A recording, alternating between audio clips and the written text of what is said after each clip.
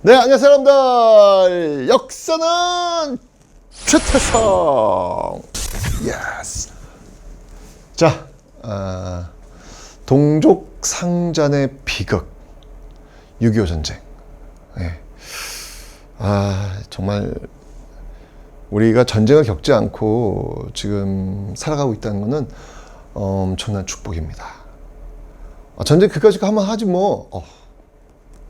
그런 말은 함부로 하는 건 아니고요. 어떻게든 정쟁을 하지 않도록 하는 것, 저는 그게 정치고 그게 외교라는 생각이 듭니다. 물론 이제 전쟁이 터지면 그때는 역사에서 알려준 대로, 역사에서 배운 대로 우리를 지키기 위해서 싸워야 되겠지만, 그 순간까지 가지 않도록 하는 게 평화를 유지하려고 노력하는 게 더 중요하지 않을까라는 생각이 드는데요. 우리가 경험해보지 못했던 전쟁, 그 전쟁의 역사로 한번 들어가 보겠습니다.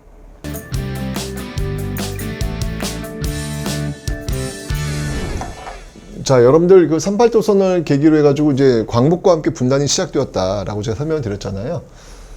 결국 이제 대한민국 정부가 수립되었고 바로 이어서 조선민주주의 인민공화국이 들어서게 됩니다.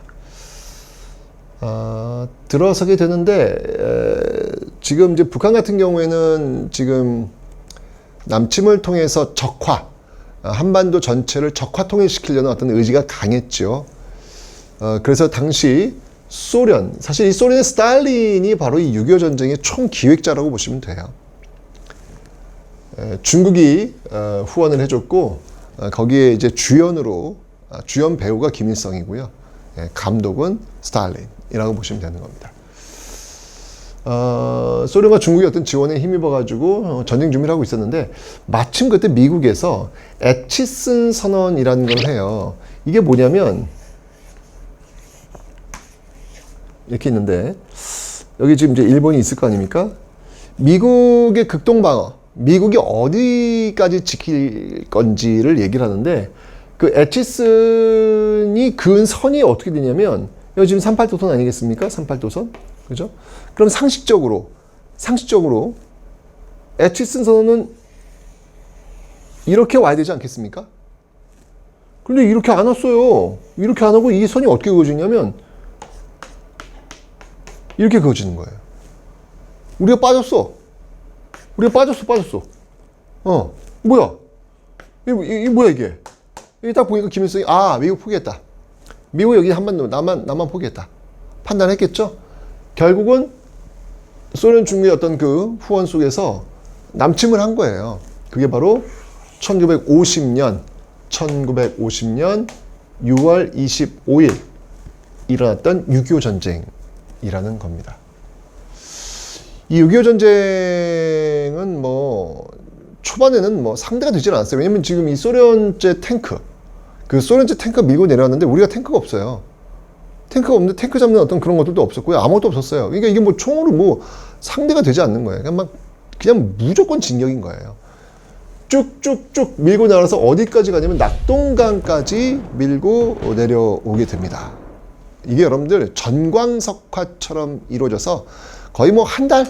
네. 한 달 그 과정 속에서 이게 지금 다 이루어지고 있다라는 얘기입니다. 이 과정 속에서 결국 수도를 서울에서 최종적으로 부산으로 옮기게 됩니다.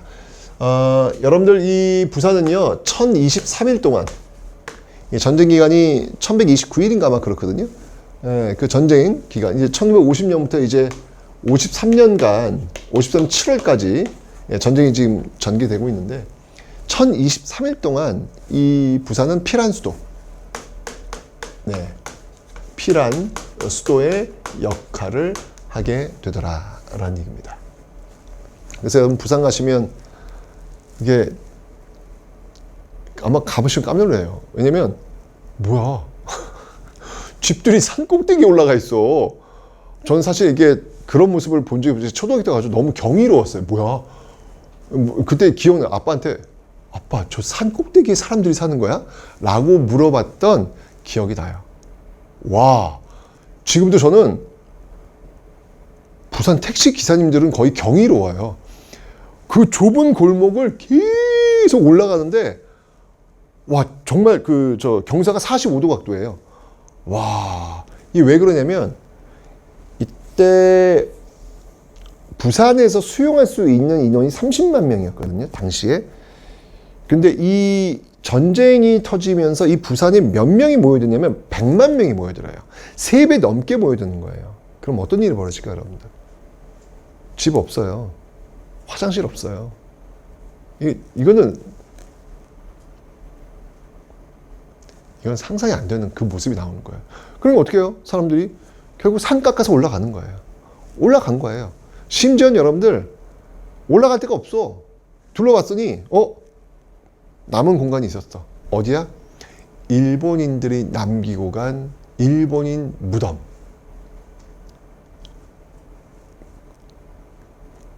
그 무덤 위에다가 집을 지어요.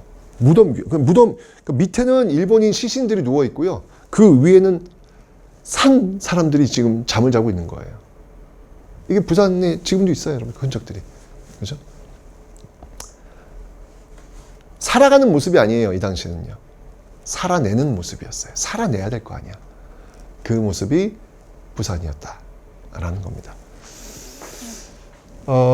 근데 여기 낙동강 방어선이 무너지면 그건 바로 부산까지 연결되지 않습니까? 대구, 부산 연결되기 때문에 너무 중요했죠. 낙동강만큼은 무슨 일이 지켜야 되겠다라고 해서 우리 국군 그리고 미국 유엔연합군, 유엔군 지켜내죠. 시간을 벌었어요. 그 시간을 버는 과정에 있었던 작전, 그게 바로 맥아더의 지휘하에 있었던 인천 상륙 작전이라는 겁니다. 인천 상륙 작전이 성공했죠. 야, 이것도 정말 확률적으로 봤을 때는 성공 가능성은 정말 낮거든요. 그 엄청난 실패의 가능성을 뚫고 결국 성공을 했죠. 이렇게 되면서 여러분 어떻게 됐냐면, 지금 여러분들 보여. 이 38도는 밀고 내려갔죠. 여기까지 지금 밀고 내려갔잖아요. 근데 여기를 끊어버린 거야. 끊어버리니까 이 주력 부대가 갇혀버리는 그런 결론을 가져오게 되는 것이죠. 자, 이러면서 이 전세는 완전히 역전돼가지고 인천 상륙작전을 계기로 해서 이제 북진 올라가게 됩니다. 압록강까지 올라갔어요. 압록강 그 물에 이 물을 담그는 그 국군의 그 사진이 있습니다.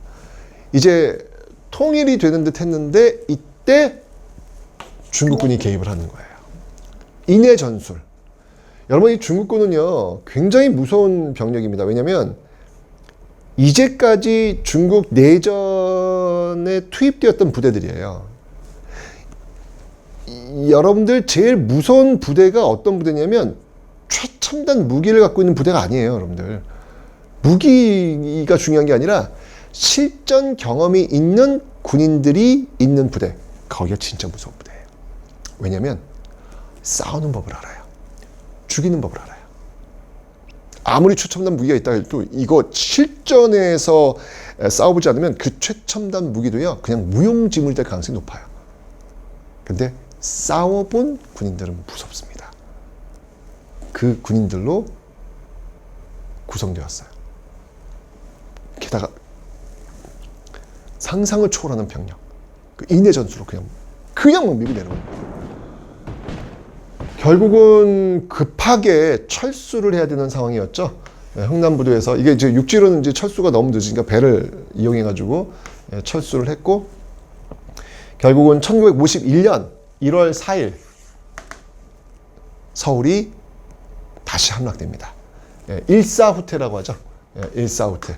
올라갔다가 다시 빼앗기게 되는 것입니다. 자, 이러면서 이제 38도선을 경계로 해가지고 이 공방전이 오고 갑니다. 그런 과정 속에서 소련이 휴전을 제의하게 되는 것이죠. 왜냐면 이때 이제 미국에서도 이제 핵폭탄 뭐 이런 것들을 지금 만지작 하는 게 보이는 거예요. 이러다 보면 이제 3차 대전 가는 거예요. 그래서 이거는 아닌 것 같다. 왜냐면 이제 소련 입장에서는 한 달 안에 이 전쟁을 끝내려고 했었거든요. 근데 결국 실패한 거 아니야. 그래서 공방전 벌어지면서 지금 계속해서 지금 싸우고 있잖아요. 안 되겠다. 이거 빨리 끝내자. 라고 해서 휴전을 제의했는데, 이 휴전이 제의가 되었을 때 빨리 휴전을 했어야 되는데, 이게 포로 송환 문제 때문에 이게 질질질질 끌리게 됩니다. 그러니까 미국 측에서는 원하는 곳으로 포로들이 갈 수 있도록 해주자. 자유송환. 근데 소련은 뭔 소리야. 자동으로 소련 중국군이면 중국으로 가야 되는 거고 북한군이면 북한으로 가야지 자동 송환. 이게 또 부딪히는 거예요. 저 앞에 미소공동위원 때 참가 자격으로 부딪히더니 이번엔 또 포로 자유 송환이냐 자동 송환이냐 이걸로 지금 또 부딪히게 되는 겁니다. 이렇게 질질 끌게 되는 과정에서 이승만 정부에서 이 포로가 지금 너무 중요한 이슈가 되고 있잖아요. 지금 그죠? 그런데 이승만 정부에서 이 정전회담을 방해하기 위해서 왜냐면 이승만 정부는 왜 여기서 끝내냐 이거예요. 계속 싸워야지 왜 끝내냐는 거예요. 그래서 이 정전회담을 방해하기 위해서 여기서 가장 큰 이슈가 되고 있는 이 포로 공산주의를 반대하는 포로 그러니까 이 북한에서 남침했잖아요. 근데 남침한 그 북한 군인들 중에서 포로가 됐어. 포로가 됐는데 이 포로들 중에서 나는 공산당이 싫어요. 공산당이 내보내서 어쩔 수 없이 왔어요. 그런 포로도 있을 거 아니에요. 그리고 우리는 공산주의를 반대하는 반공포로라고 하는 거야. 이 반공포로들. 그러니까 이제 미국은 뭐냐면 이 반공포로들을 뭐 대한민국에서 있고 싶으면 대한민국에 있게 하자는 이야기예요. 근데 소련은 아니 뭔 소리야. 북한이 왔으면 북한을 돌려보내야지. 자동송환 얘기하고 있는 거야. 그러니까 그 이슈가 있는 거야. 그런데 이승만 정부에서 이 반공포로를 그냥 석방해버린 거예요. 미국이 얼마나 당황했겠어요. 아니 왜냐면 우리 편을 데리고 와야 되는데 이승만 정부에서 지금 우리의 허락도 받지 않고 포로를 풀어줘 버린 거예요. 결국 이때 이제 이승만 정부를 붕괴시키자. 이게 통제가 안 되니까 뭐 이승만 제거, 암살 뭐 이런 얘기도 막 나올 정도예요. 결국은 이승만 정부에서 요구했던 내용들을 들어주기로 하고 이제 결론이 납니다. 이승만 정부에서는 전쟁이 끝나고 나서도 주한미군, 그러니까 미군이 주둔해야 된다. 두 번째는 원조, 경제 원조 해줘야 된다. 이 조항을 들어주면 휴전에 동의하겠다. 라고 요구조건을 내걸게 되는 것이죠. 결국 1953년 정전협정이 이루어지게 되는 것이고 이게 이제 휴전선이에요. 휴전선. 38도선이 아니라 휴전선. 그 휴전선이 만들어지면서 지금까지 이어지고 있는 것이죠. 그리고 전쟁 직후에는 한미상호방위조약 약속대로 한미상호방위조약을 체결했고 그래서 지금까지도 이 대한민국에는 주한미군이 주둔하고 있는 모습들 나오고 있는 겁니다. 일단 기본적으로 너무 많은 인명피해가 있었고요. 이산가족이 있었고요. 그리고 무엇보다도 이 민족 간의 어떤 그 갈등 이런 것들이 지금 너무 심하게 있었고 지금 우리는 남북이 분단되어 있고 그죠? 이런 그 아픈 상처를 너무 이 한반도에 그만 너덜너덜해진 거예요. 그 모습이 지금까지 이어지고 있다라는 거. 여러분들 지금 이제 젊은 세대들은 이제 통일에 대해서 굉장히 뭐 굳이 할 필요가 있을까? 우리 지금 뭐 잘 먹고 잘 사는데 뭐 굳이 그 뭐 세금 내야 되는데 굳이라고 생각하시는 분이 있는데 일단 기본적으로 보면 통일은요 헌법에 명시되어 있는 내용이에요. 어떤 정부가 들어서건 통일을 위한 노력을 하는 것이 헌법 전문에 헌법에 명시되어 있습니다. 그거는 우리 민족의 당위예요. 이거는 선택의 부분은 아닌 것 같아요. 그리고 경제적으로도 여러분들 뭐 물론 투자 비용, 그러니까 세금 같은 건 들어가겠죠. 근데 그 이후에 거기가 개발되고 발전되는 모습을 한번 상상해 보세요. 그리고 우리가 일단 지금 이 육지로 갈 수 있는 길이 막혀 있잖아요. 이 휴전선에서 막 올라갈 수가 없잖아요. 고립되어 있단 말이에요. 뚫리고 나서 유라시아 대륙까지 뻗어나갈 수 있는 그 모습을 한번 상상해 보세요. 저는 이게 경제적 주판에 의해서 이건 뭘 따지는 부분은 아니지만 저는 충분히 투자 가치가 있는 우리 미래 세대의 먹거리 통일을 이렇게 먹거리로 표현하는 것 자체가 참 슬픈 일이긴 하지만 워낙 이 주판을 따지면서 뭔가를 얘기를 하고 있기 때문에 한번 저도 그런 측면에서 한번 이야기를 해봤습니다. 민족의 당위라고 하는 측면, 다음 세대에서는 그냥 가고 싶을 때 기차를 타고 마음껏 프랑스 파리까지도 갈 수 있는 그런 어떤 시대를 한번 선물해 주는 것, 그것이 지금 우리가 많이 받은 역사의 어떤 선물을 많이 받았지 않습니까? 우리가요. 그죠? 우리도 무언가를 줘야 될 거 아니에요. 그 무언가를 한번 고민해 볼 필요가 있지 않을까. 어쨌건 통일 문제는 제가 다시 다음에 이제 박정희 정부 들어서면 다시 한번 이야기를 하도록 하겠습니다. 자, 이렇게 되면 휴전선이 그어졌고 남북이 분단되는 모습들. 자, 이제 북한은 이제 빼고요. 남한에서 어떤 모습으로 정치 정부들이 들어서게 되는지 이승만 정부부터 다음 시간부터 살펴보도록 하겠습니다.